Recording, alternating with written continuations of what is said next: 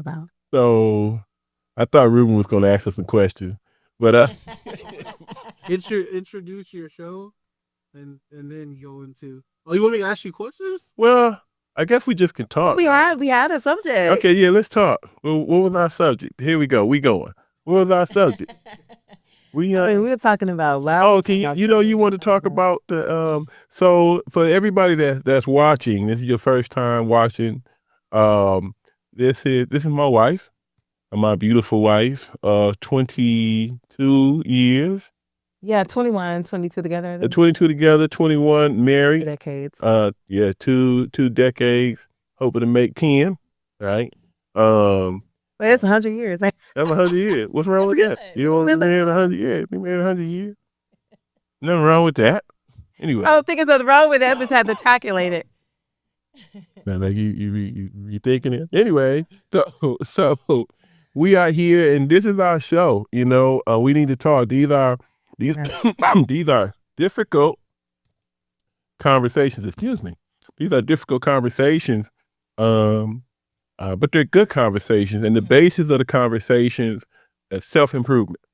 Yeah. Basis of community development. I explained in the beginning. You know, this is based in a study guide that we have in the Nation of Islam by the Honorable Minister Louis Farrakhan, entitled "Self-Improvement: The Basis of Community Development," where we believe not that economic development is not important, not that having knowledge of self or your culture, your history. We're not saying that's not important, but what we're saying from him is that if our community is going to get better, then the individuals in the community have to get better. Right. And once we improve on ourselves, then we lay the base of developing a community. Right. And you can't have community without family. That part. And family is the cornerstone of community, and of course, marriage is the cornerstone of family. And it's the relationship between a man and woman is what establishes the base for it all. So part of this show is you'll have conversations with you and I. So this is one of those conversations. So welcome. Yes. And we need to talk. You need to talk. We were laughing because, you know, we talked about, you hear that, that's what has the people scared to come in the house. Yes, yeah. When you say we need to talk, we need to talk. We send that text message, we need to talk. What you talking about? There was a meme of somebody, I think it was a husband, he went outside on the lawn to cut the grass with scissors. This is why I said we need to talk. We need to talk about it. By the time he get finished with that lawn, she been forgot. Yeah. But no, we do need to talk, and we need to talk about love and people giving up on love amidst a lot of other things. Yeah, I think it's you know, it's a natural part of life, but it's a very painful part of life, and I think that this mentality today, more than ever, so many people that are willing to give up on love. Right. And I'm not talking about the superficial stuff. Right. We gotta make that. You know, the you know, you bought me some flowers and I got butterflies and all that. That's not what is real love. What is real love, Sister Erin? What is it? What is real love? When you brought up pain, I think that's people love things when they're easy, right? You know, we want ease, but you'll have 100 or so internet gurus or mentors, professionals. People tell you got to do the work. You got to do the work in anything, you know, beyond level, but especially, you know, what we love. And so, I think that is the gist of it, or the heart of it, is that you have to, you know, that you love when you can endure the obstacles in the path. There you go. You know what you want, you know, and desire to achieve, that you're going to get it when you're willing to rise above the obstacles. And so that's a big part of self-improvement. Yes. So. Yeah. And I like the way that you ended that, because, you know, part of self-improvement is developing patience. Yeah. And patience allows you to see past the present moment. Right. You know, and patience allows you to face the pain and the difficulty, knowing that it's something on the other side of it. Right. Yeah. Absolutely. And I think that's the most critical part, because if it's like you said, when people don't want to face that hard part, because we grow up. I grew up in the 90s. I don't want to date myself. You know what I mean? But we listen to the love song. Oh man, the love song, the Keith Sweat, Make It Last Forever. Yeah. You know what I mean? And you had all these. You had the barge on, You know what I mean? And all these love songs gave you an image of love and what it should be, especially as teenagers. Right. But that's not really what it is. It's got those elements. Right. You know? You gotta have desire, you gotta have you gotta have those elements, but love is it. To make a decision to be with another human being over a long period of time means that you have to be with them. You have to be with me as I grow and develop and struggle in life. And you made the decision. I'm going to be right there. Right. That's hard. That's hard. That's hard. In this world of distraction, that's hard. So discipline is hard, right? Yes, it is. Yes, it is. But sticking through, and we talk about, and this is scriptural, but we talk about Leviathan, right? And we talk about everyone having, number one, we all have weaknesses and strengths. We all have things, just even in ourselves. So you're talking about two people coming together. So that's two sets. Yes, it is. Right? It's a battle, right? So I have the battle with my own weaknesses, balance. Remember the struggle for balance? Yeah. Mixed feelings, controversy, all of that. And then, but that's where we find love. Yes. Right? When some people, they say love is blind. Right? Why do they say love is blind? Yeah. No, because you're blinded sometimes to faults, especially in the beginning. Yes, that's true. You're blinded to faults. But there's something, and when I say love is blind too, because even in the scripture, love endureth all. Because somebody could say, well, don't you see A, B, C, and D? You shouldn't be. Why is you blah, blah, blah? You dumb. Yeah, that's our own personal story, right? Right, and we should get more into some personal things, but I laugh now because one of the things that, I believe caused us to be in our relationship for so long is because we were willing, I know I was willing to look at the teachings that we have as the truth. Yes. And the base. And what it says is that we have to work from one point successfully to get to the next, right? It's a race, or it's a path of evolutionary development to get to a goal. And so I don't, you agree, but even when I go to the origin, I was heartbroken, when you came into the picture. And another thing too is a lot of times, you want to talk about business partnerships are hard. Right. Business partnerships could be hard. But, when you make this commitment and this vow and you give your word and then you go back on, your word.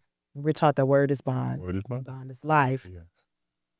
Yeah. We ain't even going to go to the other part. I will give my life if my word shall fail. Because we change our minds.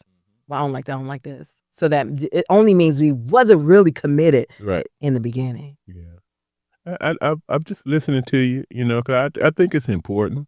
Yeah. Here's something, you talked about origin story. And I remember when we was first getting together. And I remember we needed a place to stay. And my cousin had given us a place we didn't give it to her, but he rented out a place to stay. And the place was filled with roaches. God. Oh my God. Or was it shotgun? Maybe no, it wasn't shotgun, but it was almost a shotgun. It was crazy. And I had never seen an infestation like that before. That was the first time I ever seen an albino roach. I had to look it up. God. They went away eventually. I don't know. Well, I'm gonna get to that. I'm starting to itch. But I didn't want you to come over to the house because I was getting the house together. I was fumigating out. I didn't want you to come over to the house. And we didn't even have a furnace. No one a furnace. It wasn't even a furnace in the house. I was trying to get this house together so you and our first child could come and be in this house. And I'm sleeping on a dresser because there's so many roaches in the house. And you called me and you said, I want to come over. Mm-hmm. Yeah. I'm tired of being where I'm at. I think they were giving you a hard time for us being married and whatever we were going through at that time. And I will never forget that, because right from the beginning, I knew that even at my worst condition, you could have stayed where you were. It was more comfortable. You decided to come, and we did so much in that house. I mean, of course, we got rid of the roaches, right? We got rid of that. First time I put a furnace in, right. I remember we was using Chuck. Did Chuck help me? We were using the oven to heat the house up. Yeah. Oh my God. Yeah, we using the oven to heat the house up. I had to close the basement. Now we in Michigan, so it's cold. Right. Had to close the basement door so that the heat would stay upstairs, and it was using the oven. And I had the brother come over, and he said, well, to put the furnace in, it could cost $4,000. I remember that. And I had to put the furnace in myself. I never put a furnace in. Remember I had y'all go stand outside while I lit it? Yeah, you probably blow up. I said, go stand across the street. I'll get ready to start this. Yeah. I'm bringing that up because, some people right in the beginning, they would have left. Mm. And we had a lot. We had a lot in that little brown house. I'll never forget it. But, a lot of people, when they look at maybe a marriage like ours that we've been together for 20 years, they don't understand we've really been through some rough times. And I think that the powerful thing is that in every moment, from my vantage point, that we've dealt with the most difficult moments, we chose each other. Yeah. The conscious choice. Right. To see a person at their worst or to be at your worst. And to have somebody that wants to be with you and you want to be with them, and you make that conscious choice in that moment, to me, that's love.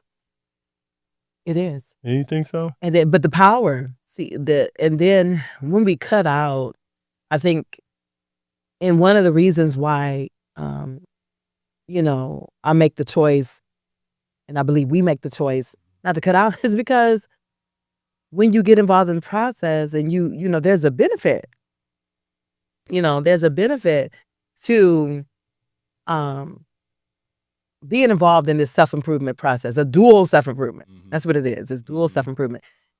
And you're learning, right? Because I came in as a 19-year-old. Yeah, look, yeah. Okay? Mm-hmm. Thought like a 19-year-old, thought like a early 20s, mm-hmm. right? And for some reason, like all these thoughts come in ahead about people to say, okay, when you marry young, it don't last and all this. But they told us that it wouldn't last. We had so much opposition, but I wanna touch on too, like this thing about quitting. Yeah. And this thing about giving up. It's so easy because there's so many choices. Everything is in your face. And so some people don't even believe love is real. That's true. We've been raised by whatever different mindsets or elements. Haven't seen a successful relationship. Haven't seen a successful one. But that's the benefit, I think, of like being able to go into these teachings and seeing principles. Yes. You got to have something to stand on. You have to have something to stand on. So we had something to stand on, because it was like, okay, fasten your seatbelt. We're going for a ride. We didn't know. No. I didn't know it was going to be a trip into seeing like straight up, we just look, demons, monsters. Yeah. You have to tell it, because we're all, like on the first episode I saw, you were talking about, we weren't talking about throwing people away. Mm-hmm. Yeah. Instead of like going to, hospital. Yeah. And so, like I said, thinking like a 19-year-old girl, in the world, and then having to grow in so many different areas with someone who was patient with me. Yeah. Right? Yeah. Because human beings, you'll spaz out. Yeah. You will spaz out. You will crash out. Crash out, lose your mind. Mm-hmm. And you have that person there who kind of sees the God in you. There you go. Come on. So we're growing to Hello. a God level. You help me with this quitting monster. Yes. Because when the music got so hard, or as a woman that was conscious and wouldn't do this and wouldn't do that. Yeah. And you see. Difficult. I mean, we brought D1 to Flint, Michigan. D1 is like super big. Popular, big. John Connor in the same artist group, right? Amongst my artistic peers in my circle. He signs with Dr. Dre. Yep. So it's like, I've been with so many people, we rub shoulders, we in the same circle, and they taking off, right? And you're like, okay, Arian, but then you find out that the formula is just simply just consistency. Just be consistent. But that's the impatience, the fiery nature of impatience. Yeah. So what happens then if you don't have that loving partner that helps you? That's the thing. We help each other. We're complementary. Yes. There you go. You said something. You said a lot. Oh my God. But I don't want to paint the wrong picture, because it's mutual. It's mutual. It's not. I don't want anybody to get the picture. Oh, he's been so patient with her. Good Lord. The level of patience. And I wanted to say it. I wanted to say that because, we live in this world, people talk about this 50-50 thing, and and they talk about what you bring to the table and, and money. And a lot of times this material is money, but that's not really what it is. Can you see the God in your mate? Yes. Can you come to a table that we the other day I asked my wife what her love language was. You remember that? Yeah. Can you imagine you being married to somebody? Listen, imagine the level of patience it takes on your part to be married to a person for 20 years. They don't know your love language. That's crazy. You don't want to say that. That's great. I know you want to say that, but I was saying for you. And I'm bringing flowers. I'm doing all these things. So when you laid it out for me, what it was, going to the orchestra and the opera, and then you said, I said, well, I didn't know. You said, you're making some artists. Duh. Yeah. But I had to listen to you. Right. So the first thing I did was buy tickets to the orchestra. Right. So people see online, they're like, oh, where they at? I mean, I wanted. And then another thing you said, and this is really the point I wanted to make, in that same conversation, you said, I like for us to cook together. And I'm bringing that up because that's what marriage is. For me, in my opinion, that's you bring a raw meal to the table. Okay. And you got to chop the carrots, you got to prepare the meat, you got to season it, right, to make a meal. It ain't a microwave. And people got this idea of marriage and being with another person like, a ready-made meal. They go pop it in the toaster oven and pop it in the microwave. That's not what it is. It's chopping carrots, it's cutting it, and then onions and the prep time. The prep time. Then you gotta make sure you don't burn the food. I have this name. I gotta say it. It happens. God. When one of my sons burned food, I call him Brother Bernard. Bernard. Mm-hmm. And it happens, my wife cooking, it happens, Bernstein, right? You got to know how to cook the food, how long, what's the right seasoning. Sometimes, my wife at the beautiful age she is now is not the same when she was 19. She changed. That's what happens. She changed. So now, are you cooking the right meal? Or is it a new meal that you're getting ready to eat? You're getting ready to try something new. So, this idea that a person is, if I'm improving on myself, but sometimes I'm not improving on myself. True. Sometimes you have to deal with me at moments when I'm just absolutely down. Yeah. I don't want to deal with life, or you know what I mean? It happens. It happens. Can you do you abandon ship, or do you stick and stay and help a person to overcome these things in life and understand that when they get to the other side, not only, here's the kicker for me, when Aaron Nicole gets to the other side, not only do I get a benefit, my children get a benefit. Not only do my children get a benefit, I've watched people listen to your music. Remember, we were at the library and the girl was watching you play and she just started crying. So if my wife becomes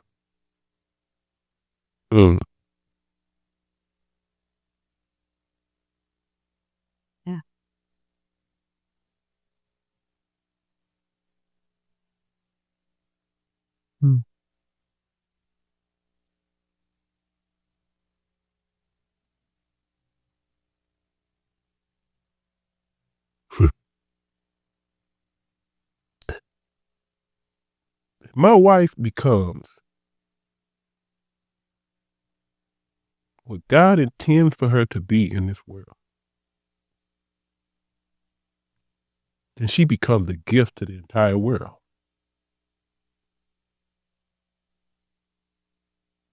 So I have a responsibility, and I'm not trying to sound poetic, but I have a responsibility to be your angel. And sometimes we lose the understanding of that responsibility. When you got somebody that wants you to be your highest self. Right. That's it. That's love. That's love. That's love. That's love. That's love. Yeah. And you and I appreciate the conversation. And one of the things that came to the forefront of my mind and was highlighted was that in marriage you go from selfish to selfless. Because in order for you to become who you need to be, and that's being complimentary, there's certain elements. Yes. I have to give. Yes. Can't just hold. Come on. I have to give. Yep. And so You gotta be charitable. you have to be charitable. If you look at the condition of the world, look at the condition of marriages, You can see, right? And I can talk about, capitalistic society, everybody out for themselves and this individualism. Of course, it wouldn't be a lot of marriages. Of course, you'll have a lot of divorces. Because I'm telling you, going from selfishness, it can be very difficult. Now, I'm a girl that comes from, single parent family, projects, and a struggle. And so coming into a marriage with I didn't understand what selflessness meant. I cared. I wouldn't want to see anybody hurt. But when you're caught up in yourself, self-centeredness, if it's survival mechanism that we get, I got to survive. I'm tired of being the I. You don't know how many times you're saying I. Yes. But you're in a world full of human beings. And eventually you're going to have children. And so those type of growing pains, first you have to have self-realization, self-awareness. I love it. Our dear sister, student minister, Aisha Muhammad, she said, I'm not perfect. I'm not saying I'm perfect, but I am self-aware. Go ahead. I said, I love that. Because when we're self-aware, it just helps. And that's the self-improvement. Because it's like, where can I improve? Remember, the eye can only look out. The eye is not designed to look in. So that's why it's so hard. You see us all online. We're always picking at somebody else. Oh, my God. You can't even see yourself. So when you do the work, the mirror work, which is what I've been trying to get involved in for the past few years, seriously, because I kept bumping my head and not getting the peace that I said I wanted. So eventually, you have to do the hard work. I'm telling you, now don't combine being a level of selfishness with, wanting things easy. And, because I got upset with, I would listen to, I don't know if some people may have heard of Kevin Trudeau. Oh, yeah. But we came across this tape and he was talking about how the mind manifests. We listened to that CD and the power of the mind. He was talking about, a lot of things that we, have been taught. But he was saying that, they tell us in this system, work hard. You got to work hard. You got to work hard. But he was like, a lot of it is, mental. You can manifest, right? But even before we get to that, you have to do hard work. The hard work is not necessary. The harder work is looking at yourself and saying, where am I in the problem? Yeah. Self-aware. Self-aware. Where am I in the problem? If we're not where we want to be, am I just going to point at somebody else? I'm going to say, what can I do to help get? Yeah. You know what I'm saying? Yeah. Where am I going to be? That's real. But that takes time. And that's what I'm saying, where when the love is not there to stick and stay, to see it through to success. Yes. And so that's real. That's you know what I'm saying? And how long does it take? How long? Yeah. I go to this all the time. This gardening. Right. Just because you got a seed and you got soil, don't mean it's gonna grow. And you got to have, the soil has to be prepared, right? Right. Got rocks in it. You got all these things going on. Then you got to make sure it's got the right nutrients for that particular vegetable. Right. Right? Yeah. Fertilizer. Then it takes time. That part. It takes time. It don't just produce a fruit instantly. You can have a plant and the plant don't produce no fruit. So now do you tear it down? Or do you, okay, I'm going to test the soil. I'm going to see what's missing. I'm going to make sure that it's getting enough water. Get enough. What is it a pest? I was when we was getting ready with the raised beds in the backyard, I was just preparing the soil, and I saw this caterpillar larvae, and you told me that was bad news. Bad news. It was just sitting in the soil, I guess, waiting. But we had to dig and find and get that out of there. And we had to go every day. No, we had to go at night, because there's two things about pests. Right. One, they hide under the leaf. Okay. So if you want to find pests that are killing your fruit, which you're trying to grow, you got to turn the leaf over. Okay. You got to look under the leaf. Yes. Because they're not in the, you're looking at your wife, you're looking at your husband in the bright sunshine and they look beautiful. That's not where the problem is. That's not what the problem is. Turn that leaf over and see what your spouse is dealing with. Right.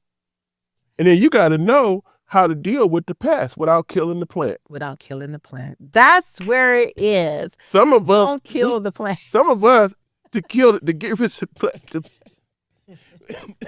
I'm sorry, it's not funny. We killed the whole damn marriage. Yeah. Oh man. Right?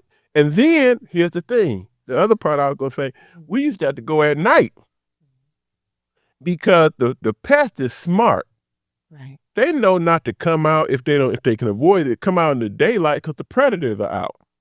Right. So they hide under the cover of darkness. So we have to come out at night, late at night sometime, and watch to make sure we didn't have something destroying our garden while we were asleep. That part. So then your marriage in a period of darkness. In the darkness. And in the dark period of your marriage where there ain't no life, it ain't no sun, it's cold, you understand what I'm saying? You can't quite see that clearly. That's the most dangerous period. And that's the period where you got to be the most aware of what's internal, what's external, how to care for your wife, how to care for your husband, what to look for, how to deal with it, to keep the marriage alive so that the morning can come. The morning can come. Because every marriage goes through, our marriage, I didn't say everybody, I can't speak for everybody, I ain't been in every marriage. Our marriage goes through dark times, and we go through times where the sun is, it's a clear sunny day. Right. We go through times where like the summertime in Phoenix is just too hot, and we go through winters. Yeah. The conditions are not always perfect. That's what I'm trying to say. Right.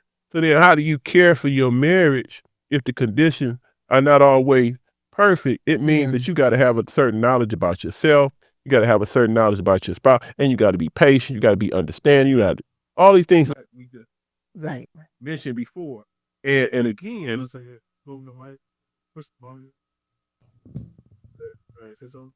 testing 1, 2, 3. Okay. Oh. Okay. Okay. So, well, you get it. Yeah. I hope what I'm hoping is that in the segments of this, we need to talk. In these segments with you and I are on in particular, that people can get something. Yeah, absolutely. To help them. Because you can't fix everybody's problem. That's not the attempt. But can we tell our story? And in our conversation with our story, can you get some benefit? Because we got children. And then a whole nother dynamic. And you brought something really big, and maybe next time we can go more into, but because family is the cornerstone of the nation, and what they've done to the family structure is like a main reason why we're not like other races. That's right. We destroyed our family. Destroyed. Intentionally. And that's the other thing, and I guess we'll close on that point. It's important that we, if you have, I'm gonna say this last thing, and you can say your last thing. We have to understand, and this is not to say anything about any other people and their families, because we all have our issues. Right, we all do. But cannot go without saying that for nearly 375 years of chattel slavery, and now 469 years here in America, there's been an intentional effort to destroy the Black family. Intentional. And successful. It was an intentional effort to remove the Black male from his role. Right. It was an intentional effort to break up our families and separate us from our mothers and our fathers and raise us in a way, not as human beings, but as animals. And we're trying to overcome that. Right. That's what we're doing. It was an intentional effort to break our families down that we're working to overcome. So we have to be patient with each other and understanding that part of what you're dealing with in your family life is dealing with something that you had nothing to do with, but you inherited. You inherited. Because we were dealing with someone who understood the science. Yeah. Science of family. Science of families, science of mating, Yep. science of business. That's right. And economics. And the science of warfare. And the science of warfare. And these are the things that I'm like Thomas said they would not teach us. They would not teach us. But today we got a teacher. We have a teacher. We have a lot of knowledge. And so, God willing, we can share some of those gems as we've learned and are coming into. Yes. Well, I love you, Sister Erin. Love you too, Brother Shamika. Thank God for you. Thank God for you.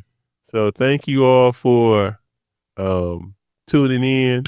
We need to talk, and you can follow us. You can follow Erin Nicole on all social media platforms. Erin Nicole, ARI. We'll put it in the thing, the links. Yes. ARIANNOCOL. When I see it. We're going to write it out. We're going to put it down there. Erin Nicole, Brother Tremikas. Brother Tremikas. Well, finest. All right. Love you. Love you too. I believe.